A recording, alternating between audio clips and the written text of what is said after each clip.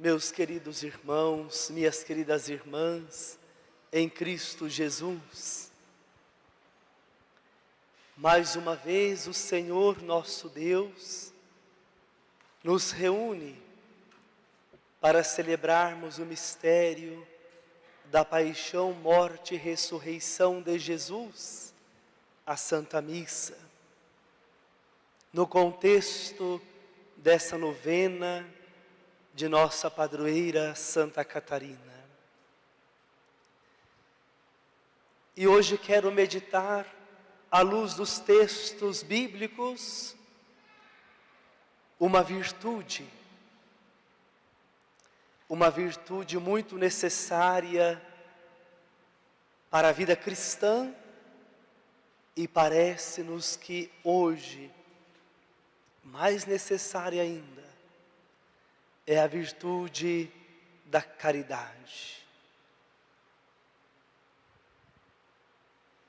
E vamos olhar também para a importância de nos alimentarmos da mesa da Eucaristia, para nos levantarmos firmes e irmos ao mundo, anunciarmos a esperança, justamente pela vivência da caridade. Também hoje olhamos para Santa Cecília, cuja memória litúrgica a Igreja hoje celebra, sem deixarmos também de contemplar Santa Catarina. O Evangelho mostra algumas atitudes de Jesus. Jesus ergueu os olhos e viu pessoas ricas depositando ofertas no tesouro do templo. Viu também aquela pobre viúva que depositava 2 moedas. Mas, amados irmãos, Jesus, Ele não apenas viu as ações externas daquelas pessoas, daquelas ricas pessoas e daquela pobre viúva. Jesus não viu somente as suas ações externas de depositar ali no tesouro do templo ou no cofre do templo a sua oferta. Mas Jesus viu mais. Jesus viu o interior, o coração daquelas pessoas. E pôde então dizer aos discípulos: em verdade vos digo que essa pobre viúva ofertou mais do que todos. E ele concluiu dizendo aos apóstolos: pois todos depositaram aquilo que lhes sobrava. Esta viúva deu tudo o que tinha para viver. Quando Jesus fala isso para os apóstolos, para os discípulos, e fala hoje para nós, Jesus está dizendo que aqueles homens ricos não foram capazes de ter um verdadeiro amor a Deus. Eles não estavam depositando ali diante de Deus as suas próprias vidas, mas estavam apenas dando algumas coisas do que possuíam. A ênfase do Evangelho justamente quer nos fazer pensar e refletir que quando aquela mulher pobre, viúva, deu tudo o que tinha, tudo o que possuía para viver, ela estava dando a si mesma para Deus. E 2 palavras importantes: o supérfluo e o necessário. Os homens ricos ofereciam apenas o supérfluo. Aquela mulher deu do necessário. E agora que nós vamos então olhar a palavra que eu havia anunciado, a virtude, a caridade. Santo Tomás de Aquino ensina assim: nós podemos dar uma esmola do supérfluo que temos. Se nós temos alguma coisa que sobra, e nós damos aquilo que sobra ao outro, então nós estamos dando ao outro uma esmola que deve ser chamada de justiça. Vejam só, amados irmãos, se eu tenho 3 pares de sapatos, e eu não vou usar os 3 pares de sapato, eu vou usar apenas 2, pensando assim ser o meu necessário. 2 são necessários para mim. Quando eu estiver lavando um, eu uso outro. Mas se eu tenho 3, esse terceiro é daquele que não tem nenhum. E aí Santo Tomás de Aquino diz assim: se este é o meu supérfluo, então isto que eu estou fazendo é apenas uma justiça. Eu estou dando aquilo que está sobrando. Mas Santo Tomás continua dizendo: posso dar uma esmola não daquilo que é o meu supérfluo, mas daquilo que é o meu necessário. E quando eu tiro do necessário que eu preciso para viver, eu ajudo aquele que ainda tem menos do que eu estou então fazendo caridade. Porque eu apenas não estou dando alguma coisa para alguém que precisa, mas se eu tiro do meu necessário, eu estou também me oferecendo naquela oferta que faço, naquela ajuda que faço, naquilo que contribuo ou partilho. Se eu estou ajudando com o necessário, então é caridade. Aquilo que a mulher hoje fez no Evangelho. Mais do que pensarmos em dar algo de econômico, o dinheiro, uma oferta material, é preciso pensar em dar a vida. Eu ouso dizer, amados irmãos, que somente dá a vida aquele que tem fé. Porque aquele que não tem fé, muitas vezes não olha para o próximo. Nós devemos pensar quanto a fé é importante na nossa vida, porque Jesus, ensinando sobre o amor, sobre a caridade, Jesus nos faz ver a partir da fé que o outro é nosso irmão, é nossa irmã. Queridos irmãos e irmãs, lendo um artigo que foi escrito hoje, uma mulher que trabalha nos movimentos sociais, ela novamente aponta para um dado que nós já conhecemos na nossa realidade brasileira. E é um dado que nos assusta, porque ela diz, trazendo as estatísticas, 1% dos proprietários de terra do Brasil possuem 46% dos territórios. Imagina, 46% do território brasileiro está na mão de 1% dos proprietários. É o problema do latifúndio.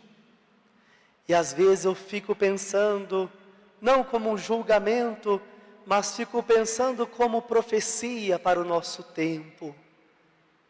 Será que não falta fé no coração daqueles que, vendo a miséria de tantas pessoas, não sabem partilhar?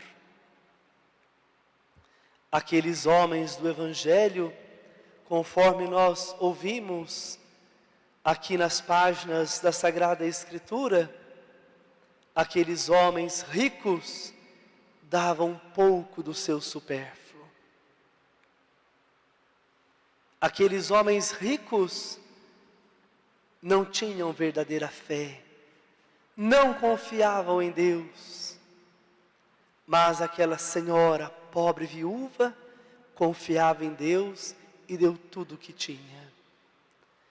A desigualdade que continua no nosso mundo tem também ali um problema de fé. É a falta de amor a Deus que faz com que as pessoas não partilhem o que têm com o próximo. É a falta de amor a Deus que faz com que as pessoas fiquem tranquilas, sossegadas, na sua vida cômoda, e não sentem a dor do outro que sofre. Falta caridade. Olhando o nosso tempo, nós estamos vivendo ainda a pandemia. E nesse tempo de pandemia, foram muitos os sofrimentos e têm sido muitos os sofrimentos no contexto de muitas famílias. Sofrimento pela própria Covid que chegou e ceifou vidas e deixou outras marcadas pelo sofrimento, mas também a Covid que dificultou o trabalho para muitos, fazendo crescer também hoje o desemprego. E nesse contexto de pandemia, muitas vezes nós ouvimos que pessoas se aproveitaram desta ocasião para também se enriquecerem. Se aproveitaram da desgraça do outro, do sofrimento do outro, da doença do outro, para se enriquecerem, para levar algum tipo de vantagem. Qual foi então a presença dos cristãos no mundo nesse tempo de pandemia? Foi uma presença solidária, foi uma presença caridosa. De certo modo, essas ideias hoje nos fazem pensar como nós fomos cristãos nesse tempo de pandemia, ou como estamos sendo cristãos nesse tempo de pandemia. E olhando para a solidariedade, que também foi marcante na sociedade, e tem sido ainda marcante na sociedade, nós podemos dizer que nós temos uma palavra de esperança para o mundo.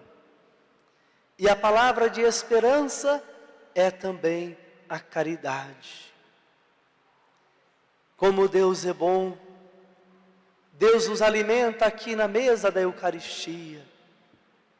Deus nos fortalece com o pão da palavra nesta mesa e com o pão da Eucaristia ali na mesa ou no altar.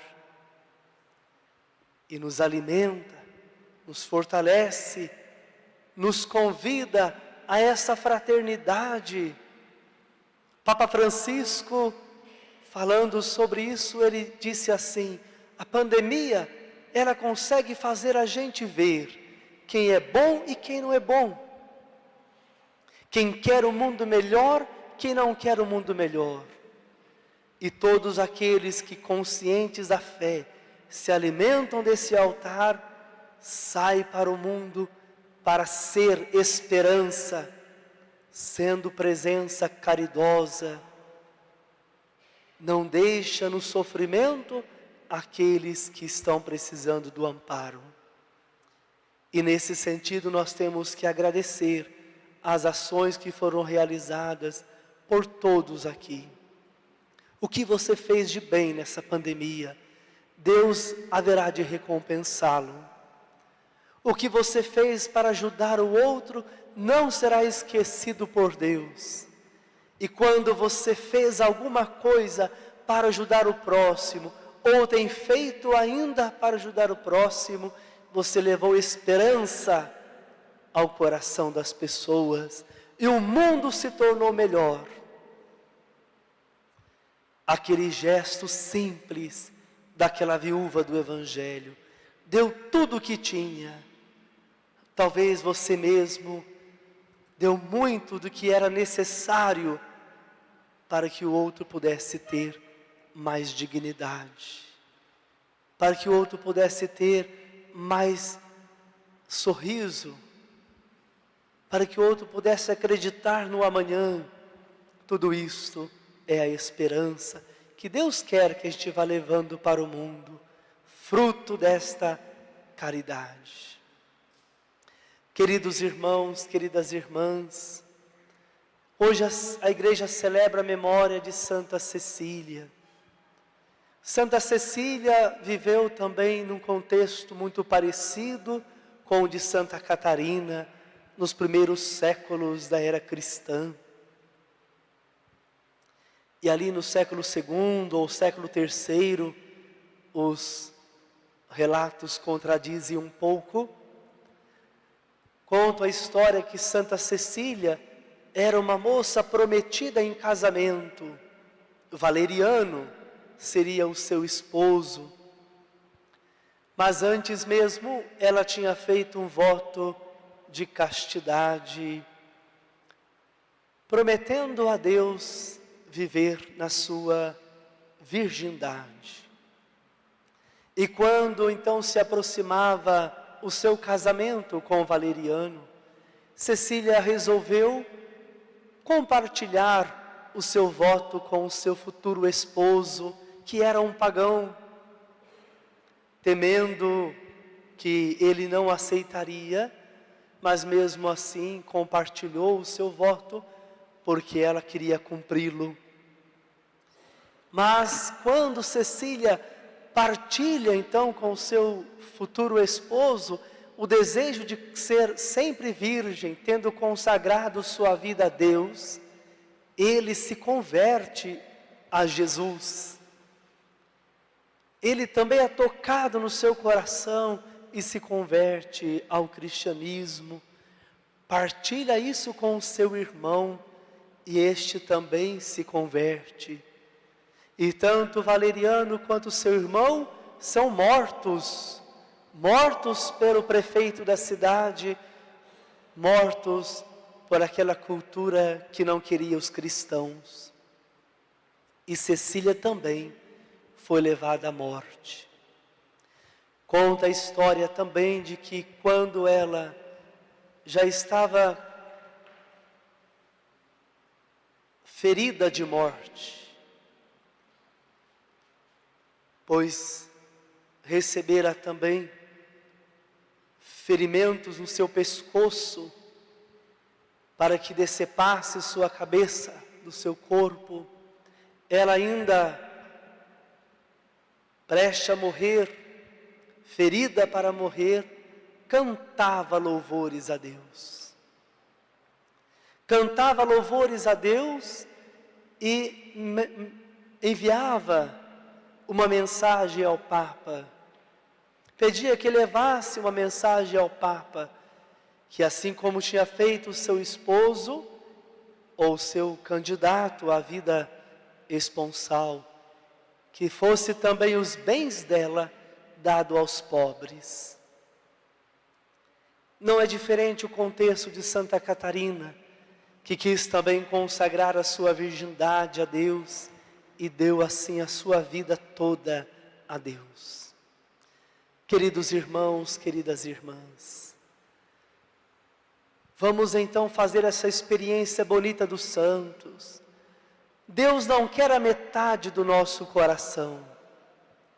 Deus não quer um verniz apenas na nossa vida cristã. Deus quer o todo de nossa vida, a profundidade de nossa vida.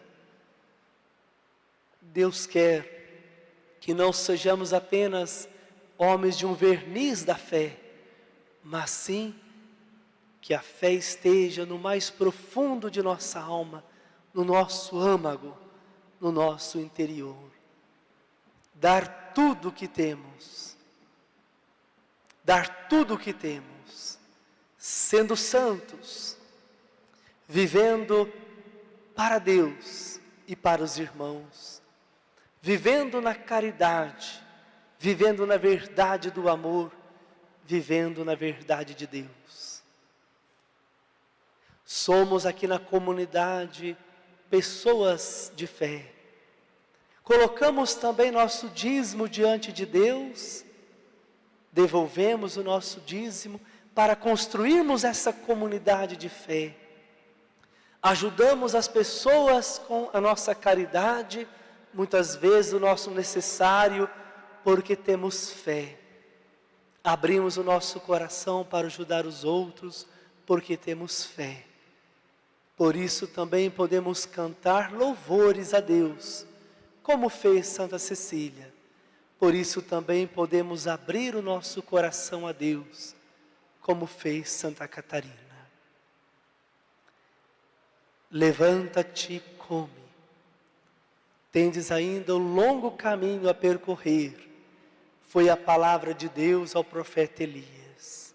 Hoje também, agora, nós vamos nos dirigir à mesa da Eucaristia, o altar do sacrifício. Vamos ser alimentados deste pão vivo. Estamos sendo alimentados aqui dessa palavra. E ao sairmos hoje para a nossa vida e missão, vamos viver com mais intensidade a consciência de sermos de Deus, todos de Deus e inteiros de Deus, porque somos e queremos ser também todos de nossos irmãos e irmãs na caridade. Que Santa Catarina e Santa Cecília intercedam por nós.